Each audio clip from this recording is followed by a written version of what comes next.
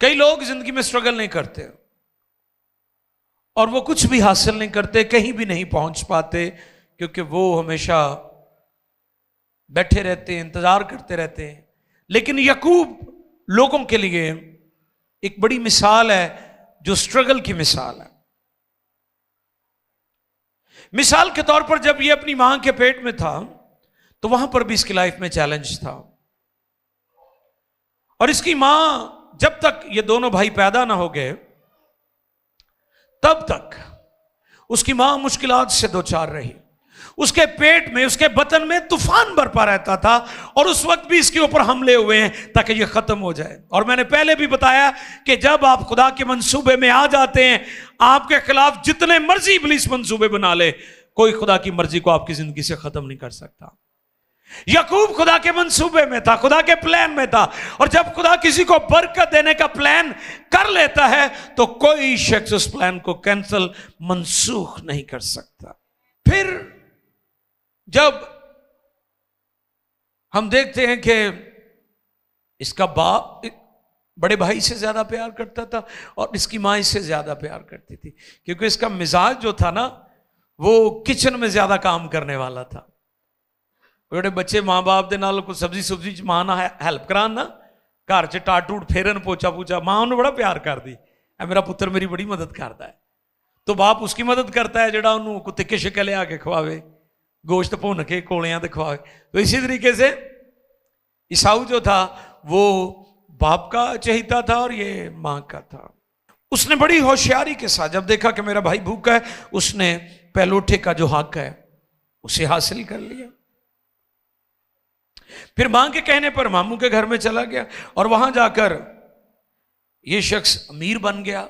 इसने उधर भी बड़ी मेहनत की, पसंद की शादी करना चाहता था, इसे 7 साल मेहनत करनी पड़ी, और जब इसकी मर्जी के मुताबिक ना हुआ तो फिर इसे और 7 साल मेहनत करनी पड़ी। ऑल टुगेदर इसने 14 साल मेहनत की, मुशक्कत की, स्ट्रगल देखें इसकी लाइफ की।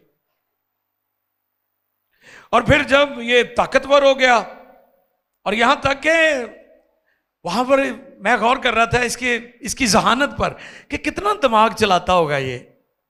जब इसकी जो भेड़ें होती थी वो उम्मीद से होती थी, तो ये रंग बिरंगी चित्री मित्री छड़ियां जो है, सोटियां जिसे हम पंजाबी में कहते हैं, उनके सामने लगा देता था ताकि चित्री मित्री भेड़ें जो है वो पैदा हों।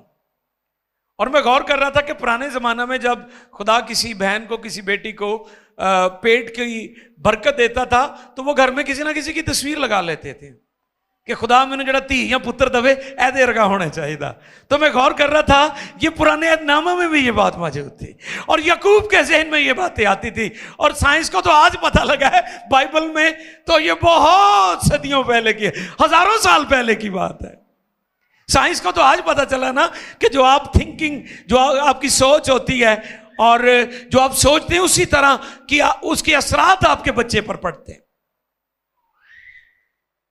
मिसाल के तौर पर यहूदी औरतें जब खुदा उन्हें पेट का फल देता हामला होती हैं, वो आम लोगों में नहीं रहती ताकि आम गुफ्तगू उनके कानों में ना पड़े और ये गुफ्तगू उसके बच्चे के ऊपर इसका असर ना पड़े। इसलिए यहूदी, मैं अमेरिका में था तो मुझे बता रहे थे कि अमेरिकन 10 बच्चे और यहूदी 1 बच्चा, इतनी जहानत होती है। अमरीकी हालांकि बड़े ज़हीन हैं, लेकिन अगर अमेरिका में 10 अमरीकी हैं तो 1 यहूदी बच्चा इतनी जहानत रखता है, क्योंकि उसका जो प्रोसेस होता है, उसकी पैदाइश का, उसकी परवरिश का, वो दुनिया से मुनफरिद है। और उन्होंने दी मावां तले हुए नान ते पकौड़े नहीं खांदियां जो उम्मीद च होंदियां ने ना, शहद, बादाम और दूध और खजूर, ये 3-4 चीजें वो खाते हैं। अगर आप सेहतमंद औलाद पैदा करना चाहती मेरी बहनें, बेटियों से मेरी दरख्वास्त है, तो अपनी सोच का अंदाज, अपना लाइफस्टाइल, अपने खाने पीने का अंदाज तब्दील कर लें। और ये वहां पर वो लगा देता था, छड़ियां लगा देता था ताकि चित्रे मित्रे जो है वो बच्चे दें। कितना ज़हीन है ये। सारी जिंदगी इसने स्ट्रगल की। फिर जब ताकतवर हो गया तो फिर मामे को देखकर भी निकल आया। बंदा ये स्ट्रगल वाला था। फिर वहां से निकला तो इसके भाई को पता चला कि इसने बड़ी चालाकी और होशियारी से मेरे पहले उठे का जो हक है इसने ले लिया है, तो फिर भरा दी तैयारी शुरू कर ली। उसके लिए भेड़ें तैयार की, उसको कुर्बानियां, बकरे छतरे के शौकीन आदमी है, गोश्त का बड़ा शौकीन है, तो चलो इनू भेडा भूडा देने इनू कहना कर जिबा बकरे छतरे, तो इंजॉय कर लाइफ नू, भुल जा पुरानियां गल्लां। तैयारी करके निकल पड़ा। और मैं इसके बारे में पढ़ रहा था कि ये बकरी का दूध पीता था। अब तो ये ट्रेंड खत्म हो गया। ये मैं बातें इसलिए कर रहा हूं कि हमें अपना लाइफस्टाइल तब्दील करने की जरूरत है। पुराने लोग बकरी का दूध पीते थे। बकरी का दूध बहुत ताकतवर होता है। हमारे दरमियान कुछ बुजुर्ग बैठे हुए हैं, मेरी बात से इत्तेफाक करेंगे। बकरी का दूध बहुत ताकतवर होता है, और जो बकरी का दूध पीता है उसका जिस्म बहुत स्ट्रांग होता है और ज़हीन भी होता है। मैं पढ़ रहा था कि गांधी जो है, गांधी जी, वो अपने साथ एक बकरी रखते थे, और वो बकरी को बादाम, किशमिश और बहुत कुछ खिलाते थे ताकि दूध अच्छा दे। क्या जी? दूध अच्छा दे।